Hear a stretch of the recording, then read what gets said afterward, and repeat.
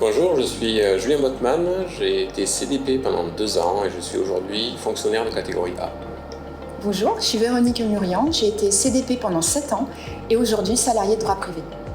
Bonjour, je m'appelle Coralie Diblin, j'ai été CDP pendant 4 ans et je suis aujourd'hui CDI public. Dans cette vidéo, on va répondre à certaines des questions que l'on se pose lorsqu'on est CDP. Et donc pour chacune d'entre elles, on va vous dire en quoi l'UNSA peut vous aider. Donc commençons par la première question. Lorsque je suis CDP, de quoi puis-je bénéficier? Déjà, au bout d'un mois, vous avez accès au COSOG. Donc n'oubliez pas de demander vos petits droits, vos bons cadeaux pour Noël, pour la rentrée et vos crédits vacances notamment. À l'UNSA, nous avons la présidence du COSOG et nous avons réalisé de nombreux guides. On vous donne le lien sous la vidéo. Vous pouvez aussi bénéficier de l'aide de la MSG, la mission sociale groupe, et de ses assistantes sociales, notamment avec un service de logement temporaire. Au bout de 3 mois, vous avez aussi accès au PE et au PERCO, donc n'oubliez pas, c'est très important. Donc à l'UNSA, on a créé un guide sur le PE-PERCO, donc n'hésitez pas à le consulter et si vous avez des questions ou si vous avez besoin d'aide plus précise, n'hésitez pas à nous contacter. Deuxième question, qui est la question la plus importante qu'on se pose quand on est CDP, comment faire pour être pérennisé? Il faut distinguer 2 types de CDP. Les CDP longs, qui sont recrutés sur des besoins permanents de la CDC, et les CDP courts, qui sont liés à un remplacement temporaire, à un accroissement d'activité, donc ils ont vocation finalement à être temporaires et donc n'ont pas vocation à être pérennisés. Et quels sont les critères de pérennisation des CDP longs?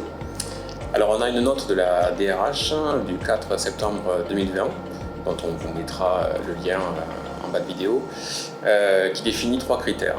Le premier critère, c'est l'ancienneté. Il faut avoir 3 ans d'ancienneté en tant que CDP long, ou 2 ans si on est sur un emploi où il y a des difficultés de recrutement. Enfin, il faut que le poste ait été budgété au niveau de la direction. Et le dernier point, c'est qu'il faut que vous soyez appuyé par votre hiérarchie, par votre manager qui fasse une demande active de pérennisation. À l'UNSA, nous avons accompagné beaucoup de CDP dans leur pérennisation. On peut en témoigner. Donc si vous ne voyez pas encore une pérennisation se profiler, mais soyez proactifs, n'hésitez pas, venez nous rencontrer. Donc sous quel statut se font les pérennisations? Actuellement, les pérennisations se font sous le statut de CDI public. C'est un statut que je connais bien parce que c'est le mien. Donc c'est vrai qu'on est très content d'être pérennisé, c'est la fin d'une période de précarité, c'est la fin un peu de l'incertitude. D'un autre côté, on réalise assez vite qu'on n'a pas les mêmes droits que les autres, qu'il n'y a pas de grille pour les CDP, que notre ancienneté n'a aucun impact sur notre rémunération et que toute augmentation est à la main du manager, ou pas forcément d'ailleurs, parce que notre manager n'est pas le seul à vouloir augmenter ses équipes. Donc, suite à la signature de l'accord cadre par l'UNSA, la direction s'est engagée à entamer des travaux sur l'amélioration du cadre de gestion des CDP. Les négociations devraient s'engager dès 2023. Donc à l'UNSA, on a indiqué que c'était des travaux qui étaient prioritaires pour nous.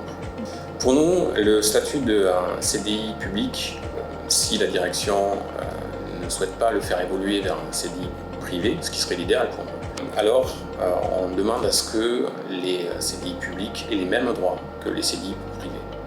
Voilà, on espère avoir répondu à certaines de vos questions. Alors n'hésitez pas à revenir vers nous. Oui, et il ne faut pas oublier que les CDP ont aussi droit de vote, donc n'hésitez pas à voter du 1er au 8 décembre.